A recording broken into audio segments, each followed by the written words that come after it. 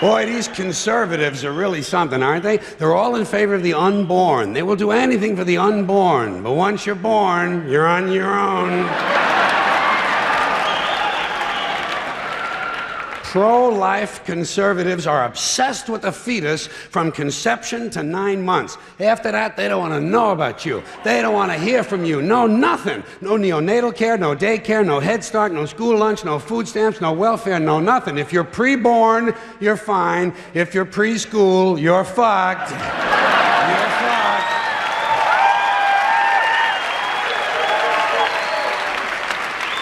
Conservatives don't give a shit about you until you reach military age.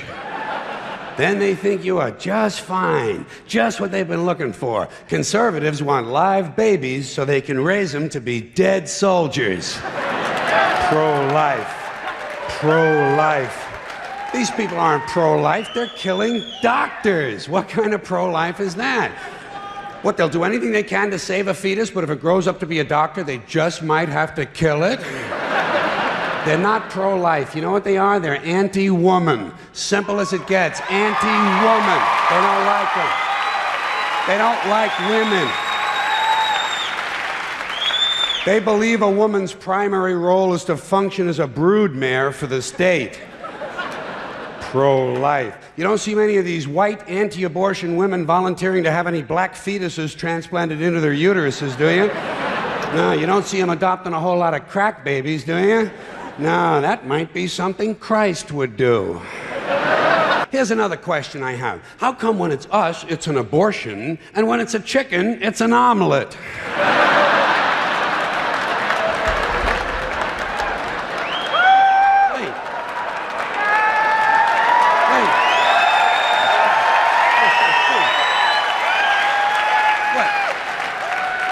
Are we so much better than chickens all of a sudden? When did this happen, that we passed chickens in goodness? Name 6 ways we're better than chickens. See, nobody can do it. You know why? Because chickens are decent people. You don't see chickens hanging around in drug gangs, do you? You don't see a chicken strapping some guy to a chair and hooking up his nuts to a car battery, do you?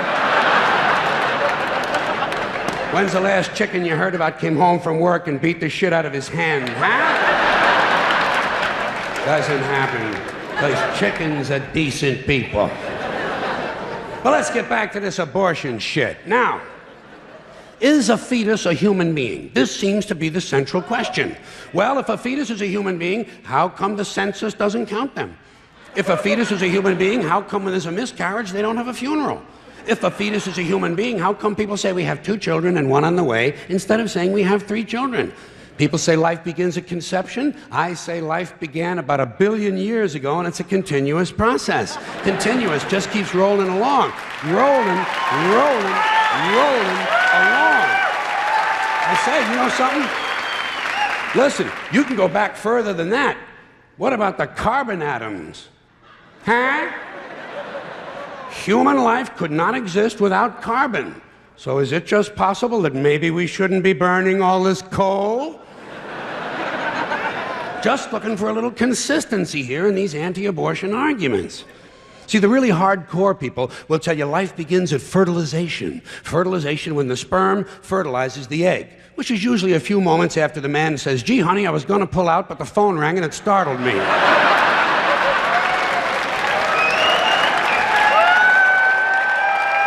Fertilization.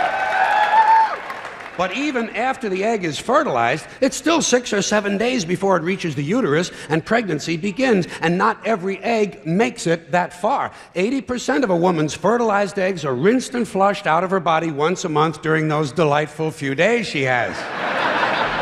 They wind up on sanitary napkins, and yet they are fertilized eggs. So basically what these anti-abortion people are telling us is that any woman who's had more than 1 period is a serial killer. Consistency. Consistency.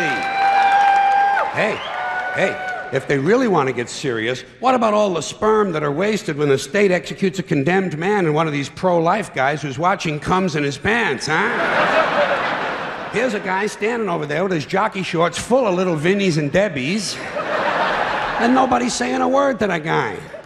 Not every ejaculation deserves a name.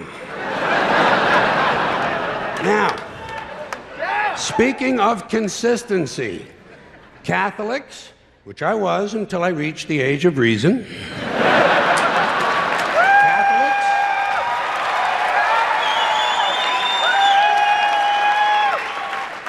Catholics and other Christians are against abortions, and they're against homosexuals. Well, who has less abortions than homosexuals? Leave these fucking people alone, for Christ's sakes. Here is an entire class of people guaranteed never to have an abortion.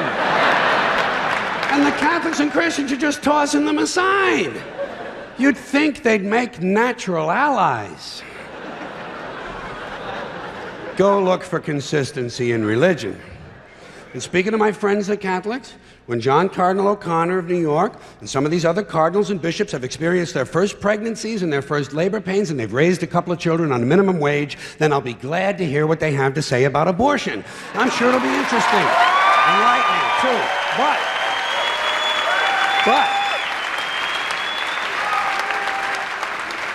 in the meantime, what they ought to be doing is telling these priests who took a vow of chastity to keep their hands off the altar boys. Keep your hands to yourself, Father. You know? When Jesus said, "Suffer the little children come unto me," that's not what he was talking about.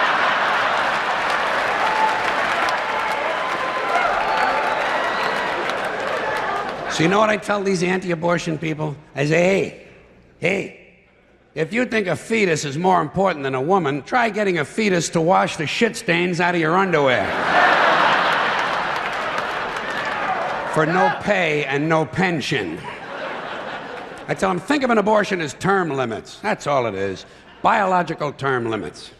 But you know, the longer you listen to this abortion debate, the more you hear this phrase, sanctity of life. You've heard that, sanctity of life. You believe in it? Personally, I think it's a bunch of shit. Well, I mean, life is sacred? Who said so? God? Hey, if you read history, you realize that God is one of the leading causes of death. Has been for thousands of years. Hindus, Muslims, Jews, Christians, all taking turns killing each other because God told them it was a good idea. The sword of God, the blood of the Lamb, vengeance is mine. Millions of dead motherfuckers. Millions of dead motherfuckers, all because they gave the wrong answer to the God question. You believe in God? No. Dead. You believe in God? Yes. You believe in my God? No. Dead.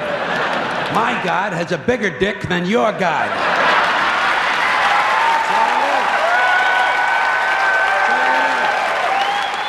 Thousands of years.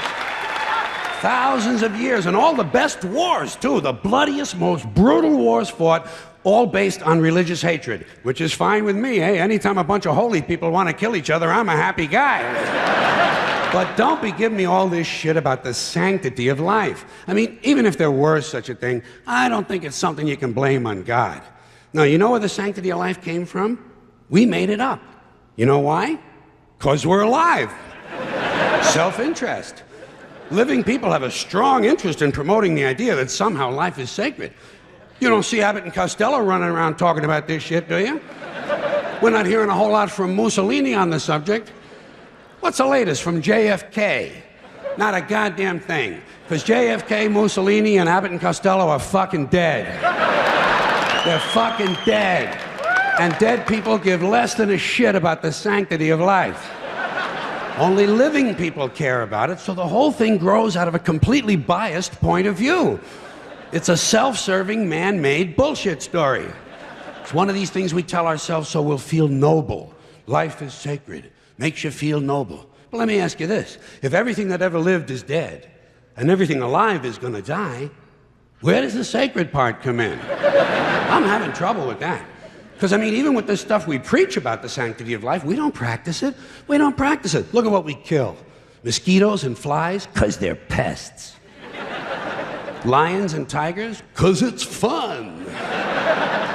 Chickens and pigs, because we're hungry. Pheasants and quails, because it's fun. And we're hungry. And people, we kill people. Because they're pests. And it's fun.